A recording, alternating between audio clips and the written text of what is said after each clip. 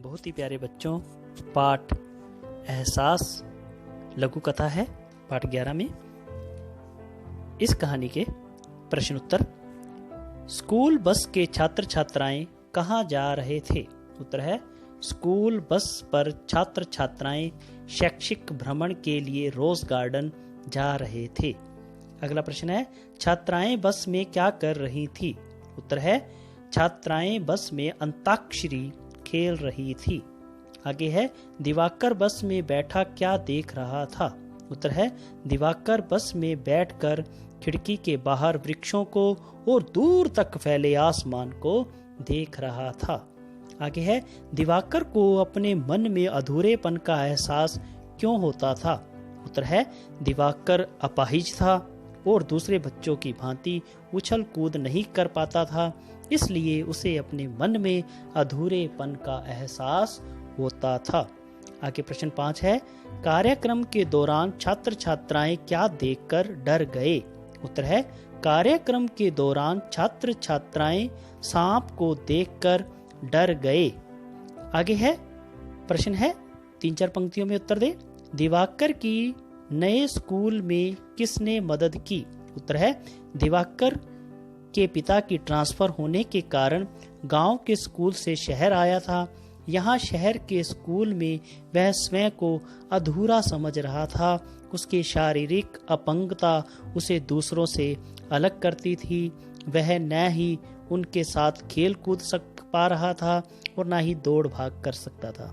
ऐसे समय में उसके अध्यापिका नीरू ने उसे स्नेहपूर्ण व्यवहार से उसका हौसला बढ़ाया तथा समय समय पर उसकी मदद भी की। आगे है दिवाकर बेंच पर बैठकर क्या सोच रहा था? उत्तर है जिस समय सभी बच्चे रोज गार्डन में खेल कूद कर रहे थे, झूला झूल रहे थे, उस समय वहीं पास के एक बेंच पर बैठा दिवाकर अपनी पुरानी यादों में खोया हुआ था। वह 2 साल पहले की घटना को याद कर रहा था, उसी में खोया हुआ था। उसे याद आता है कि 2 साल पहले जब वह अपनी बड़ी मौसी के घर दिल्ली गया था, तब उसने वहाँ फन सिटी में कितना मज़ा किया था।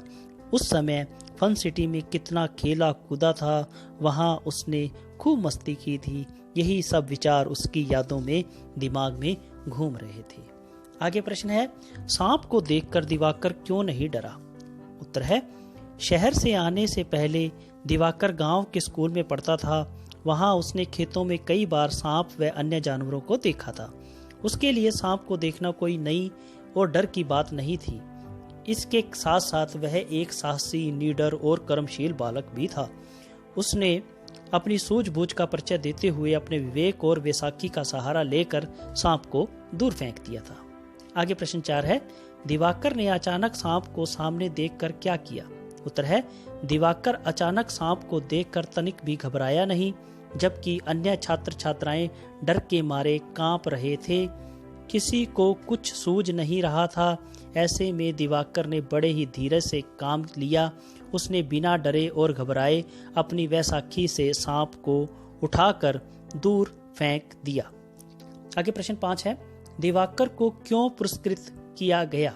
उत्तर है दिवाकर को जब उसकी सांप को वैसाखी से दूर फेंकने संबंधी वीरता, साहस एवं सूझबूझ के लिए प्रातःकालीन सभा में प्राचार्य महोदय द्वारा सम्मानित किया गया, तो उस समय वह स्वयं को अधूरा अथवा अपाहिज ना समझकर स्वयं को पूर्ण समझ रहा था।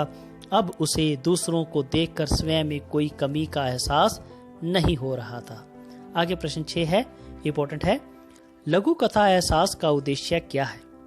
उत्तर है एहसास एक सामाजिक लघु कथा है। इसमें लेखिका ने एक बालक को शारीरिक चुनौतियों का सामना करते हुए दिखाया है।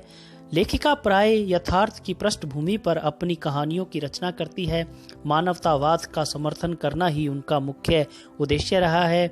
उनकी लघु कथा एहसास शारीरिक चुनौतियों का सामना करने वाले बच्चों में आत्मविश्वास जगाने वाली एक प्रेरणादायक लघु कथा है। लेखिका का विचार है कि समाज में शारीरिक अक्षमता को किसी की कमी ना समझकर उसका हौसला बढ़ाना चाहिए। अपनी लघु कथा में लेखिका सुउद्देश्य को स्पष्ट करने में पूर्णतया सफल रही है। प्रश्न 7 है एहसास नामकरण की सार्थकता को स्पष्ट करें। उत्तर है कहानी की शीर्षक प्राय कहानी के मूल भाव तथा उसकी प्रभावोत्पादक शक्ति का परिचय होती है। शीर्षक संपूर्ण कहानी का निचोड़ होता है। यह कहानी की मूल भावना का प्रतीक होता है। प्रस्तुत कहानी का शीर्षक एहसास है। यह शीर्षक अत्यंत आकर्षक, भावपूर्ण तथा जिज्ञासामय है। कहानी में दिवाकर जब प्रातःकालीन सभा में प्राचार्य द्वारा सम्मानित होता है तो उसे स्वयं में पूर्णता का एहसास होता है। उसके नीरस जीवन में सरसता का संचार हो जाता है। उसके मन का बदलाव यह भाव और एहसास की ही कथा का शीर्षक बना है। इस प्रकार लघु कथा का शीर्षक उपयुक्त तथा अनुकूल है। सारी लघु कथा शीर्षक एहसास से जुड़ी है तथा केंद्रित भी है। उसके बाद आते हैं हमारे व्याकरण, भाषा बोध। विशेषण: खामोश, खामोशी, सम्मान, सम्मानित, रंग, रंगीन, व्यवहार, व्यवहारिक, बहादुरी, बहादुर, हिम्मत, हिम्मती। आगे है मुहावरों को वाक्यों में प्रयोग कीजिए। चेहरे का रंग उड़ जाना, डर जाना। अपने कमरे में सांप को देखते ही रुचि के चेहरे का रंग उड़ गया था। पीठ थपथपाना, शाबाशी देना, हौसला देना। पापा ने अनुज के परीक्षा में अंकों को देख पीठ थपथपाई थी। जान में जान आना, राहत महसूस करना। उस अंधेरी रात में घर पहुंचकर हम सबकी जान में जान आ गई। इसके बाद हमारे आते हैं वस्तुनिष्ठ। वस्तुनिष्ठ प्रश्न उत्तर में हम दोनों ही पाठ जो हमारी कहानी आई है, माँ का कमरा और एहसास, दोनों के प्रश्न उत्तर करेंगे। तो आपने साथ साथ कॉपी में लिख लेने हैं। बेटे ने बसंती को पत्र में क्या लिखा था? उत्तर है उसकी तरक्की हो गई है, बहुत बड़ी कोठी मिली है, इसलिए वह उसके पास रहने के लिए आ जाए। आगे प्रश्न है बेटा माँ को नौकर के हवाले क्यों कर गया? उत्तर है बेटे की पत्नी काम पर तथा बच्चे स्कूल जा चुके थे, इसलिए। आगे है स्कूल बस कहाँ के लिए रवाना हो चुकी थी? उत्तर है स्कूल बस एक दिवसीय शैक्षणिक भ्रमण के लिए रवाना हो चुकी थी। आगे है दिवाकर को किसने हिम्मत दी? उत्तर है दिवाकर को कक्षा अध्यापिका नीरू मैडम ने स्नेहपूर्वक व्यवहार से हिम्मत दी। आगे है बहुवैकल्पिक प्रश्न उत्तर। तालियों की गड़गड़ाहट में दिवाकर को अपनी किस बात का एहसास हो रहा था?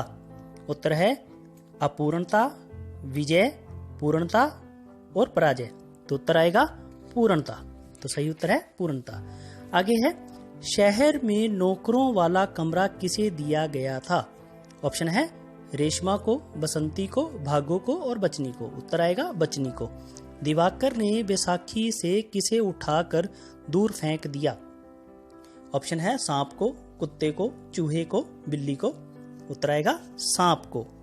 आगे है बसंती को जिस कमरे में ठहराया गया वह उसे कैसा लगा? एक शब्द में उत्तर दें। स्वर्ग। वह डरती डरती बेड पर बैठ गई।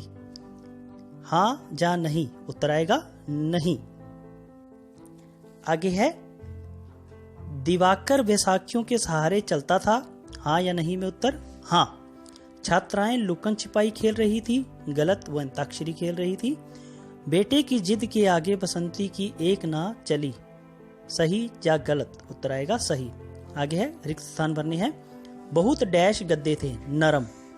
नई जगह, नए लोग। आगे है तुमने तो डैश कर दिया, कमाल कर दिया। कमाल आएगा। तो इस प्रकार आपने इस पाठ को पूरा कर लेना है। धन्यवाद।